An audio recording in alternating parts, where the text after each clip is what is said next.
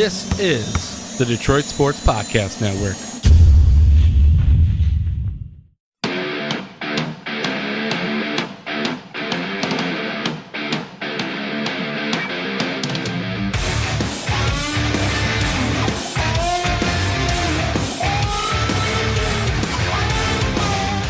Welcome to the Monday Mashup on Detroit Sports Podcast Network.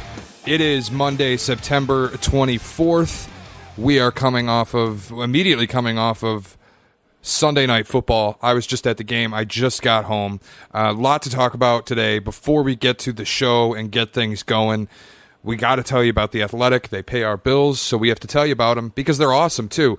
Great sports content, premium sports content on a subscription basis. There's no ads. It's the best writing in sports media, all the best information and articles that you're going to find in sports media. ESPN, some people would argue, has been circling the drain, but not at The Athletic, where they are taking all of the most talented writers like Shams Charania and bringing them into The Athletic on a subscription basis, and we are giving you 30% off. All you have to do is go to theathletic.com/DSP and sign up. You'll get a 30% discount courtesy of us, theathletic.com/DSP. All right, let's get started with the Monday Mashup for September 24th. Tanner, crazy weekend in all of college football. Was a little wild. Things in state anyway kind of went as expected, but around the country a little wild. And then we had just now one of the weirdest NFL Sundays I think I've ever experienced, where the Bills, that were 16.5-point underdogs, blew out the Vikings in Minnesota. The Bears needed Jesus Christ in the form of Khalil Mack to bail them out against the we're allergic to the end zone Cardinals. And then the Lions bitch-slapped the Patriots in Detroit in prime time on NBC. What the hell happened today? Yeah, as a Lions fan, you're feeling pretty happy right now. Stafford finally did something that he's not known for, and that's winning against superior opponents in prime time, nonetheless. So, yeah, like you said, this was a crazy past 2 days as far as college football and NFL football goes. And we got to see the Browns get their first win of the season on Thursday, too. So, Baker Mayfield came in. It's Baker time, baby. The Bake Show. Yeah, so crazy weekend, and I just honestly I hope this theme keeps up for the rest of the season because I can't get enough of it. It was absolutely unpredictable, and that's kind of how the season has been so far. Touching on the Browns, if anyone follows my Twitter, you would know that I stan Baker Mayfield. It's literally my name on Twitter. I love that guy. I've loved him since he was at Oklahoma. I've loved him. I can't say since he was at Texas Tech because I honestly never watched him when he was at Texas Tech, but I've loved him since he walked down at Oklahoma. When he planted the flag on the midfield mark at Ohio State, I knew that was my guy. And now he came out on Thursday night and led the Browns to their first win in 2 years. Very impressive showing from Baker Mayfield. The Browns are actually naming him the starter for the season tomorrow, is a report I read today.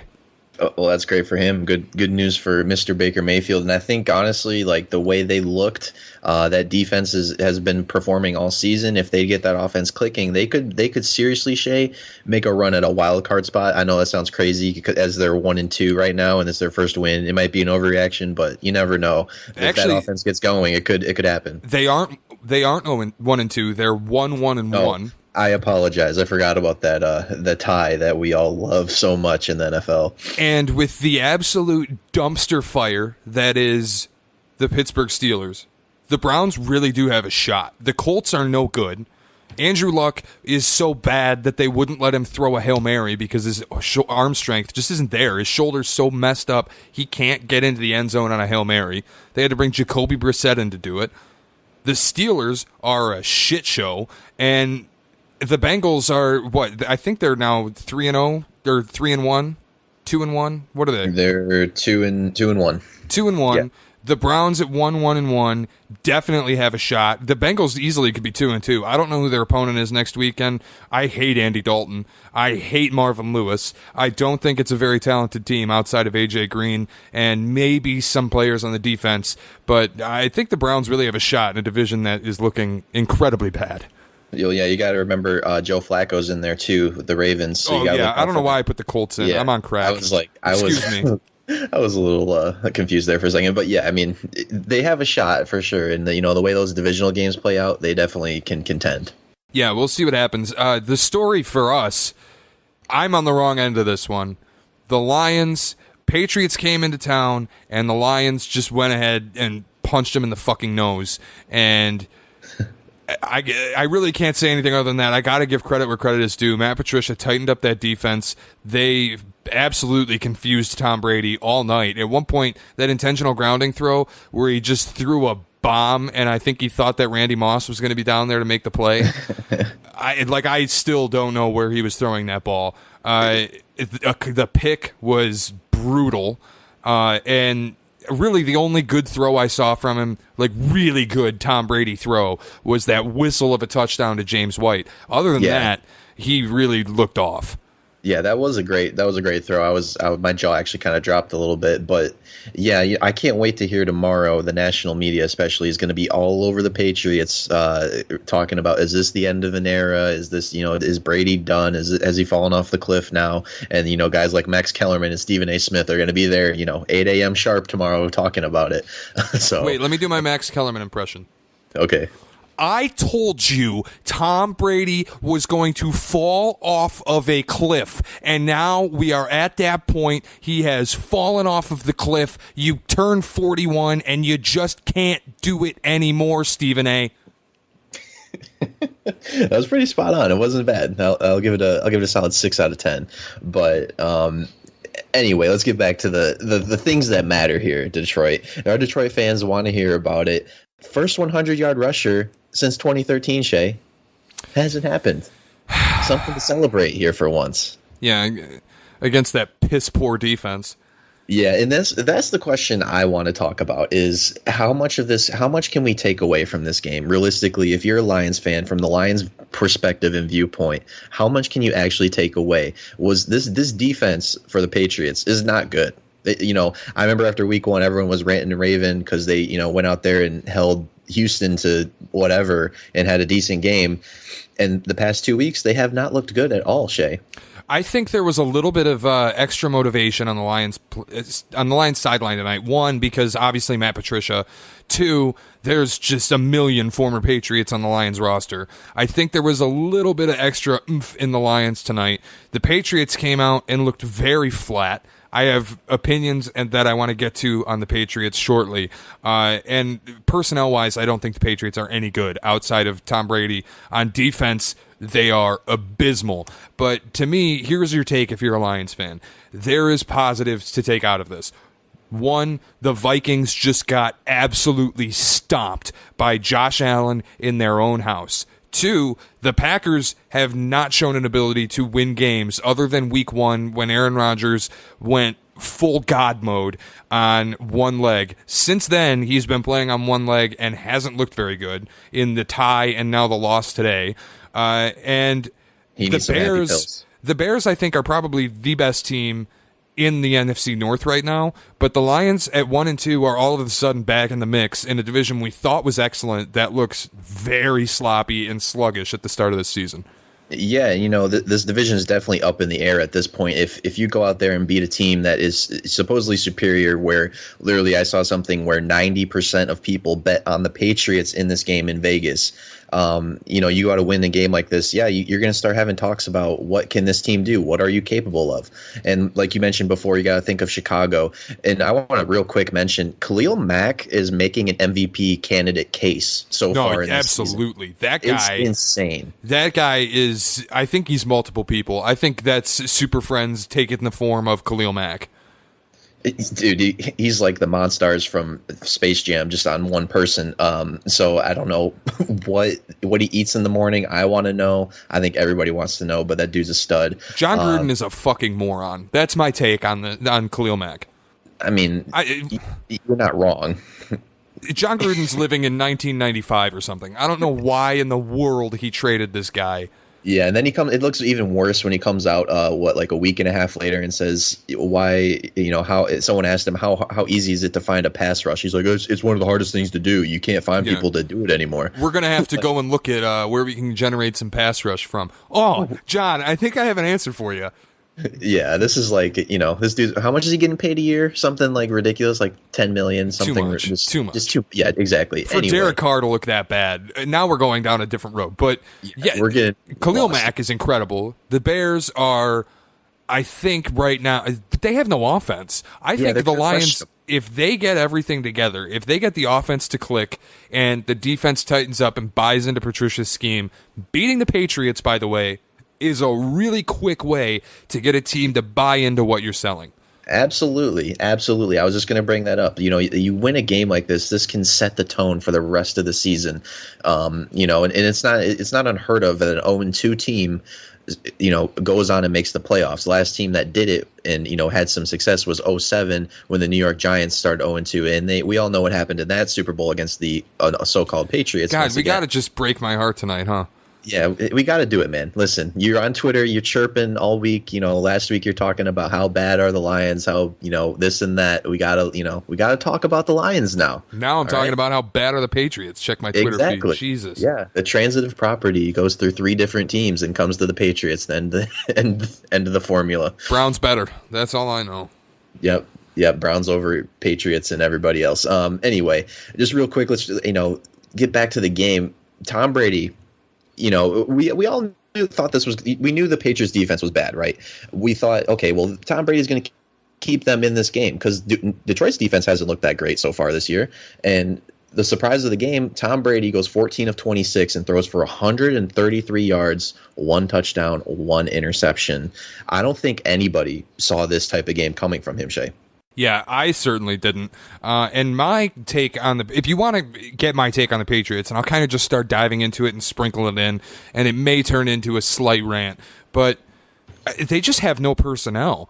At some point, you look at what Brady has done, and I think that there is a certain vindictiveness in the way that Belichick has built this team. And last year, the reports started coming out where he's trading Garoppolo for a second-round pick, and they're wondering, why in the hell is this guy doing this? Is he losing his fastball, or is he just trying to set the Patriots up for failure after he leaves, or what is it? And I kind of waved it all off. Like, I've seen this movie before. The Patriots start 2-2. They do some weird ass trade that nobody expects, and then they go to the Super Bowl. And exactly that happened. They started 2-2, did a weird ass trade, and then they went to the Super Bowl.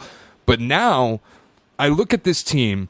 I look at a team where Gronkowski took a contract and turned it mostly into incentives to give the team more cap space. Brady restructured his contract for the 50th time to give the team more cap space. And you're telling me the best that Bill Belichick can do is give this guy a college lacrosse player, multiple NFL washouts, and Cordell Patterson and Philip Dorsett, and have you lining up a fullback in James Devlin at wide receiver, multiple sets, and going 5 wide with Rex Burkhead, James Devlin, and James White as wide receivers in an empty formation.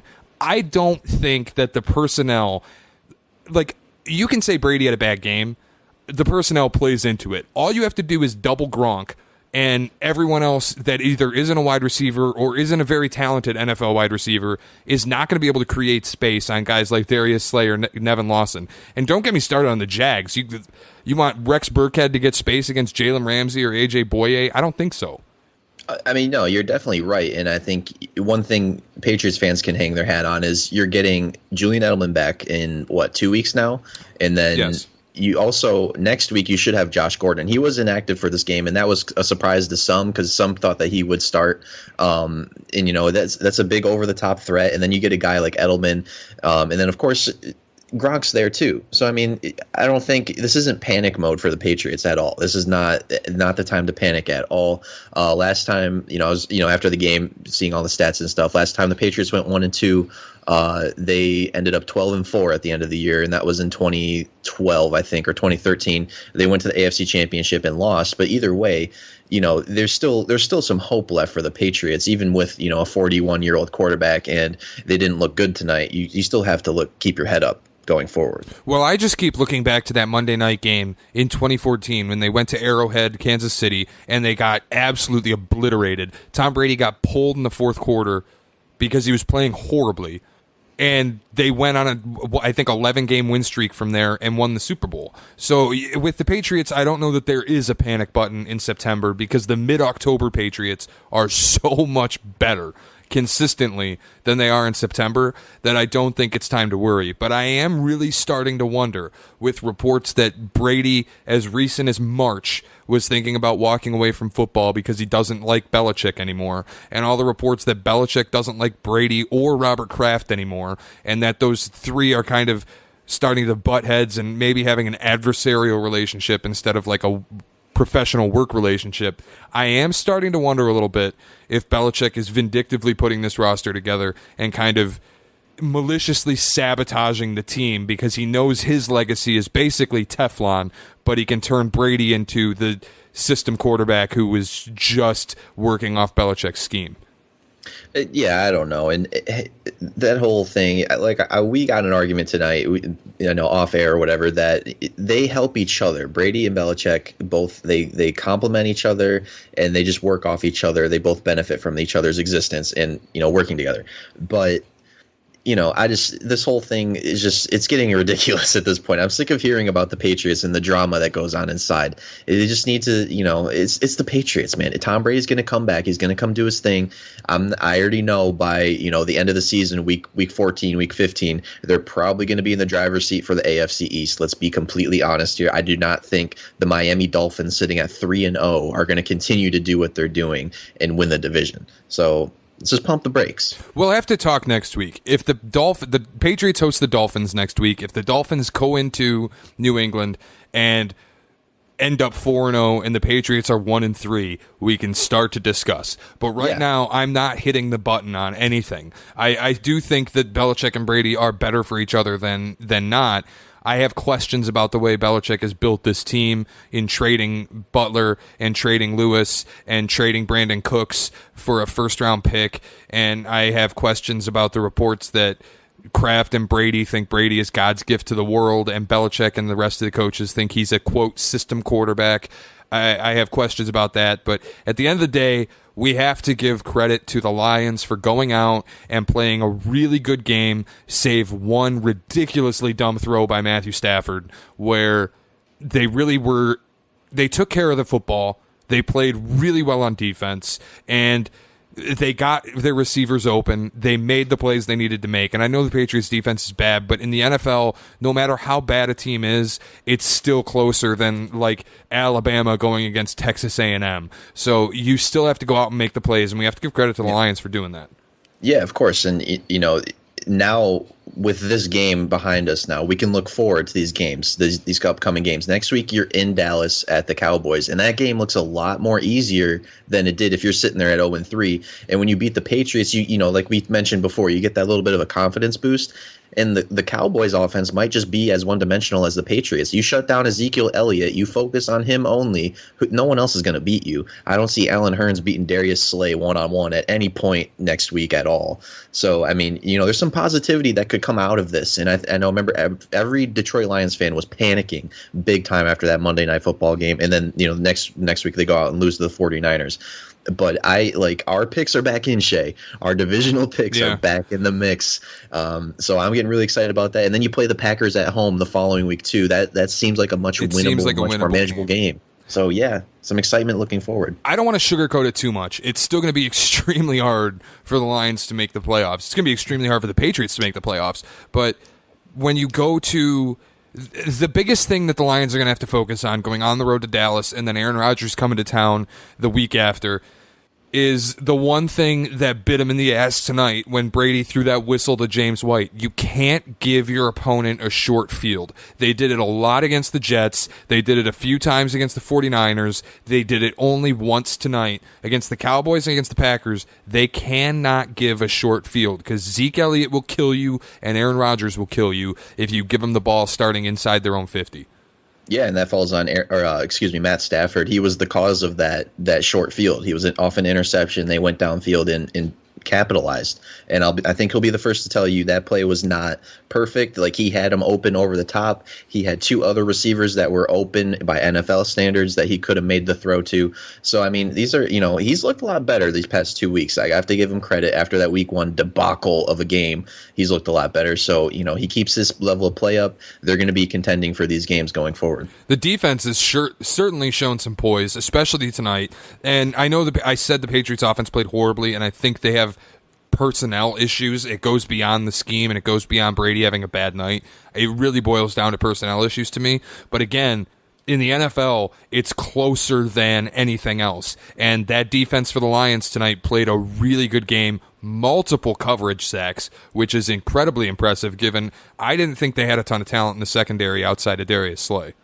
Yeah, and I mean, you would like to see them generate a bigger pass rush, which it wasn't great, don't get me wrong, but what I did like seeing out of them was that defensive line did increase their opportunities in in rush defense. The run defense was actually pretty decent for a Detroit Lions team tonight. And granted, like you said, personnel issues with the Patriots. I don't know why they were so focused on running the ball. I've never heard of a Patriots team that's run dimensional, run first team. That play calling was wild to me, how often they were just handing it off to Sony Michel to go up the tackles. But at the end of the day, again, we can't press the button on the Patriots because we've seen this movie how many times. And you can't do it with the Lions either. Yeah, the hand is off the panic button for the Lions because the rest of the NFC North looks so mediocre that I think the Lions actually have a shot at 1 and 2 to come back and get things together and make things right and have a play in this division. But we got to move on to college football. Michigan, I have had my fun poking fun at the offense's ineptitude, and I don't want to go too crazy because Nebraska sucks. But Michigan took care of business, and they lived up to potential on all facets. Special teams had a touchdown. The passing offense looked excellent. The defense just ate Nebraska alive. Michigan looked really good in every aspect against Nebraska, and I know Nebraska sucks, but still, there's really positive takeaways there. Oh, yeah. I mean, you do what you're supposed to do against bad teams. You blow them out. And I mean, they gave up 10 points, and those were mostly second stringers that gave up those 10 points in that game. So, yeah, like you said, literally all three sides of the ball, they did everything they were supposed to. I was glad to finally see the offense open up a little bit, throw it downfield. There was some talk out of the players this week, that someone asked them, how much of the playbook have we actually seen of, your passing game? They said not even half, you haven't even seen all of it yet. So we're starting to see more of it every week. I think you'll see, further into Big Ten play, more, downfield throws, which I love. And Karan Higdon had a monster game again. Dude's a beast. But I mean, like you said, it's Nebraska at the end of the day. They might have had a lot of preseason hype, but they are what they are. They have a lot of freshmen, a lot of young players on that team, and they got a lot of rebuilding to do going forward. So maybe not this year or the year after that, but they'll be back on track pretty soon here. Well, if the players buy into Scott Frost's system, which it certainly doesn't look like they have. But I wanted to talk about quickly with Michigan. I talked to you, I guess, off air, like we said, a couple weeks ago, and after the Notre Dame game especially, when I said, look, I need to see more creativity in the passing game from this team, especially after that vanilla-ass play calling against Notre Dame. They came out the following week, still pretty vanilla. They came out now against Nebraska, finally, where they went up 21 whatever and really started to open it up and experiment. That's the kind of shit that I want to see out of Michigan, instead of this just, we run the football and we're going to blow you out by running the football. Like a couple years ago, remember when they went to Rutgers and scored 1 million points and shut them out? But they weren't, like situations like that, I want to see you go out and you're up 55-0. Start just throwing your gadget plays out. And I know you don't want to show them all, but just start experimenting a little bit and see what works and what doesn't. Because they just ran the score up by running the ball between the tackles against Rutgers. I'm like, you aren't learning anything in doing that. You're not practicing anything. And it kind of bit them in the ass when they went up against Michigan State and when they went up against or not Michigan State, but when they went up against Ohio State and when they went up against Iowa. They didn't have that experience opening up the playbook. So it's good to see that they're doing that this year. I mean, yeah, you of course you want to see, these against inferior opponents, you want to get those plays practice and those plays in real game experience. So yeah, I mean, like I said, the offense was so just basic, like these little wide receiver screens, these little 1 to 2 yard passes. I was like, oh my God, this is so bad to watch as a Michigan fan. And then this week, like you said, they started airing it out a little bit more, and that might have been set up by the run game because Nebraska has to respect that run. Literally, first drive of the game, Karan Higdon, first carry of the game, takes it for like 1,000,000 yards and a touchdown. So I mean, just off rip, they have to respect the run. I wonder how much that played effect into it, but either way, what I like to see is the depth all around on all sides of the ball that Michigan showcased in this game. Dylan McCaffrey had I don't know if you saw that, but he had like a 70-yard run, even though it was called back. That was incredible to see a 6'6" dude just gallop down the field past everybody. No one expected that at all. But yeah, like I said, the depth was just the showcasing factor of this game. Yeah, and obviously the recruits that Harbaugh has pulled in, the depth is going to be there. To me, I loved seeing them get into that playbook and go a little deeper and see what they have on all facets of the game. That, by the way, the punt return by DPJ was a thing of beauty.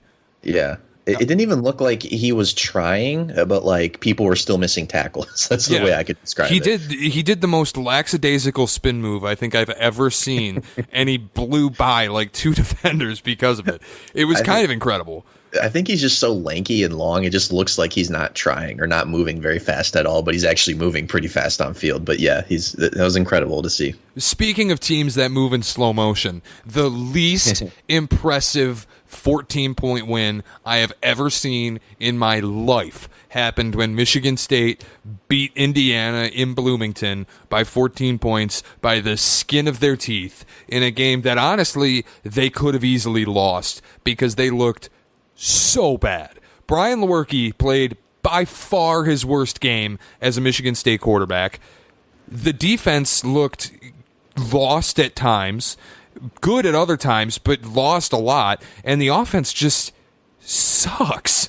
I don't know, maybe I'm crazy in getting this upset over a game that we won by 14 points. But we were just talking before the show, and you were like, it's the old adage, it's a win's a win. You survive in advance. The only time I ever can say you can look ugly and win a game is if you're playing in the Super Bowl or you're playing in the national championship game or it's the NCAA tournament and it's survive in advance and literally just win and move on. If it's a regular season game and you look ugly and win, that scares me for when you're going up against better opponents, because let's not act like Indiana is Michigan or Penn State or Ohio State.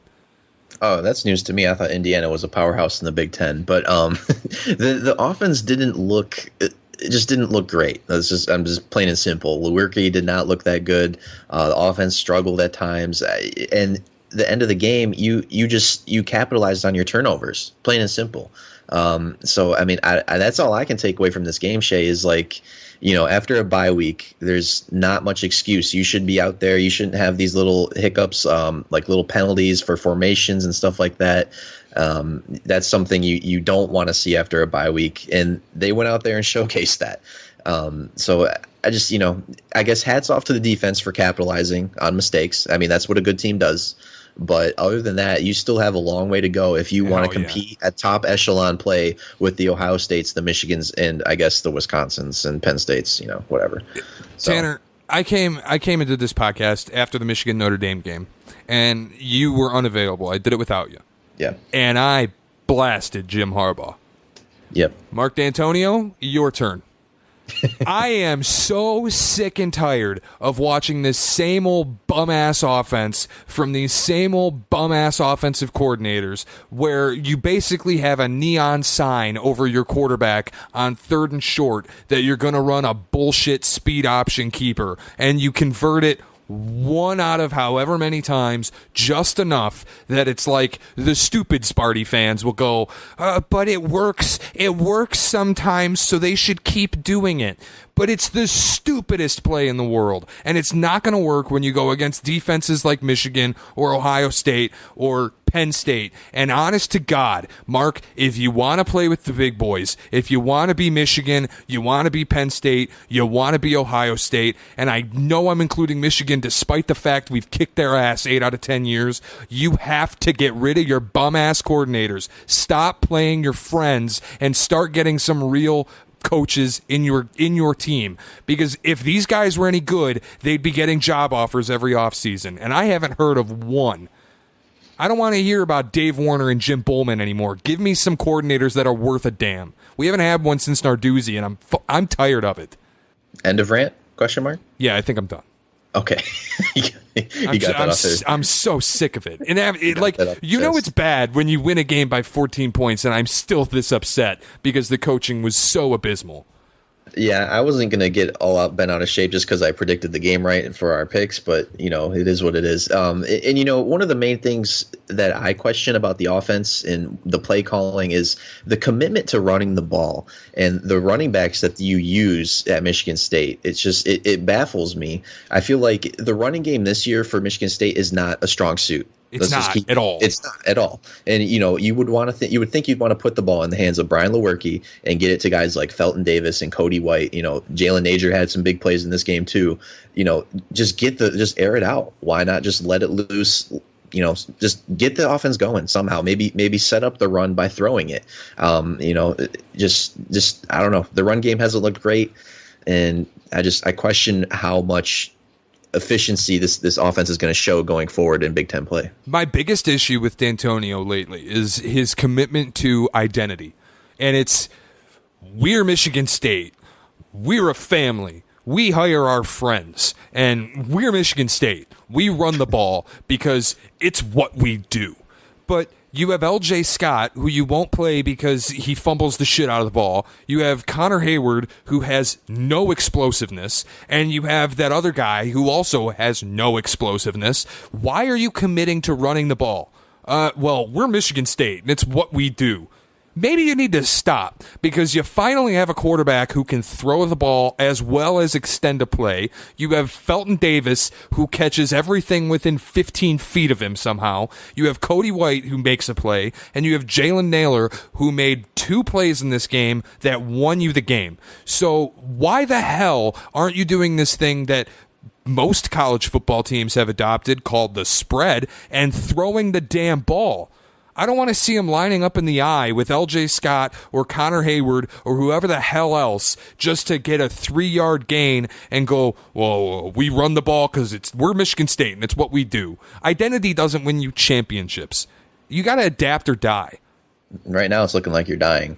He's going to die, and he's going to die on that hill too, from what it seems. And that's always been the case with Mark D'Antonio, is just sticking to his guns and sticking with his plan. And sometimes it pays off. Sometimes it pays off in the Big Ten championship, an appearance in the Rose Bowl, an appearance in the Final Four. This year, it doesn't have that feeling to me, Shea. I don't know about you, but as of right now, it seems like this team, to me, like their peak is probably a 10-win, maybe a 9-win season right now. That's the thing. Like 2013 was the anomaly, right? Because you had the only legitimate coordinator that Michigan State has had in the past 20 years in Pat Narduzzi, coordinating the best defense in America, and you went and won the Rose Bowl on the back of the best defense in America. They literally, you could not pass on them, you could not run on them, you were lucky to score. Like, that's why they did that. Now you look at this team, they have no type of good coordinator that anyone in any school in America in a Power 5 conference would have any interest in hiring for any position. And they're just committed to this, we run the football because it's the way we do things. And congratulations. Last year you won 10 games, but guess what? You probably overperformed, because I think that Penn State win that you had, you probably win that game 3 out of 10 times. You play the Michigan game 10 times, you maybe win it 5. You play the Ohio State game 10 times, you probably get blown out all 10. Like, they won 10 games, and that's cool, but they overperformed. The year before that, at 3-9, I think they underperformed. They're probably not that bad. They're probably not that good. I think this team's an 8-5 football team. Yeah, and I mean, they still have some tough games coming up this year. I'm just going to quickly pull up their schedule. They got Penn State coming up, at Penn State, not to mention. Then That's Michigan. a loss. Yeah, and then at home against Michigan, at home against Ohio State. So I guess the benefit is you do get them at home. Other than that, though, I mean, if you mix in one little upset loss, that's a possibility against teams like Northwestern. Other than that, though, I guess maybe it might be an overreaction to saying that this team can't win. They could win 9 games. I could see them definitely winning 9 games. But that's not a successful season for Michigan State, though. Yeah, I think they could overperform to 10 wins. Maybe in the case of miracles, 11. I also think they could underperform to 5 wins. So I think they are really somewhere in the middle, but they could go either way. And I think when you look at this football team, I'm losing my train of thought a little bit, but I'm having trouble getting behind them and going, this is a team that can win a lot of games, because they looked mediocre against Utah State. They looked completely lackadaisical against Arizona State, and they had the least impressive double-digit win I've ever seen against Indiana. I don't think that you go to Penn State and win. And by the way, this offensive line is horrible. When you have an awful offensive line, maybe you should stop running play-action rollout passes out of the eye. Like, spread them out, get Lewerke 5-6 yards deep instead of having him under center every single snap, and take a little bit of pressure off your offensive line. Run quicker routes. The plays shouldn't take 10 seconds to develop when you have a cardboard line. Yeah, and I wonder how many people for next week are going to be betting on Central Michigan to upset Michigan State at home in East Lansing. I'm not going to bet Central to upset, but I'll tell you what, I'm going to have a really hard time betting Michigan State to cover. Yeah, that's going to be interesting, but still a lot of football left to be played, Shea, so try to keep your head up as a Michigan State fan, all right, buddy? I'm having a rough go at the start of this season. I'm having between the Patriots and the Spartans, I don't know what I'm going to be rooting for come December and January. Nothing's going right for you, huh? Yeah, it's all bad right now. We got a lot left to play. We'll see how it shakes out. Hey, at least the Lions got a little dub tonight. Yeah, exactly. There you go. All right, I think that's all we got for this week. Tanner, you with me? Yeah, I think that's all I got. That's our show. Thanks for listening to the Monday Mashup. Remember, theathletic.com/DSP. You'll get 30% off on a subscription to The Athletic. It's the new sports page. It's the best sports page. It's The Athletic. Theathletic.com/DSP for 30% off. Thanks for listening, guys. Thanks.